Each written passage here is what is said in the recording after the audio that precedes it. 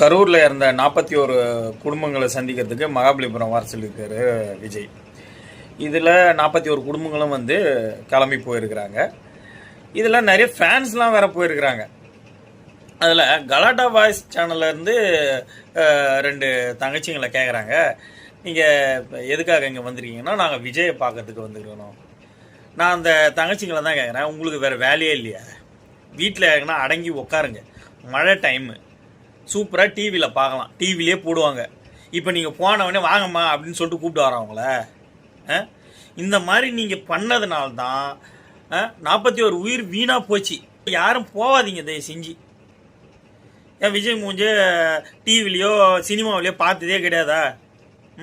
அவர் எதுக்கு வர சொல்கிறார்? அவர் எவ்வளோ துயரத்தில் இருந்திருப்பார்.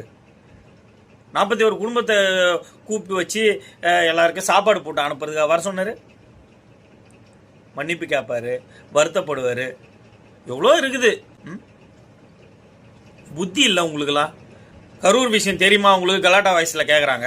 எங்களுக்கு தெரியும். அவன் அங்கே என்னம்மா நடந்தது? அங்கே வந்து 49 உயிர் போயிடுச்சு. 41 குடும்பமா 49 குடும்பமான்றதே தெரில உங்களுக்கு. குத்துமதிப்பாக சொல்கிற, பக்கத்தில் இருக்கிற தங்கச்சி சொல்கிறா 41 குடும்பமாக சேர்த்து இருக்குதுன்னு, மறுபடியும் 59 69 அப்படின்ற. உங்களெலாம் திருத்தவே முடியாது. ஃபேனுன்றது அடுத்த பட்சம். உன் ஃபேனோட உன்னோட விசுவாசம் காட்டணுன்னா டிவியில் காமி, மொபைல் வச்சுக்கிற மொபைலில் பாரு. உங்களை யார் அங்கே கூப்பிட்டது சொல்லுங்க பார்க்கலாம். தேவையில்லாத ஏன் மகாபலிபுரம் இப்போ நீங்கள் போகிறீங்க? அவர் வர சொன்னது தொண்டர்களையோ ஃபேன்ஸையோ யாரையும் கூப்பிடல, 41 குடும்பத்தை மட்டும்தான் கூப்பிட்டுருக்காரு.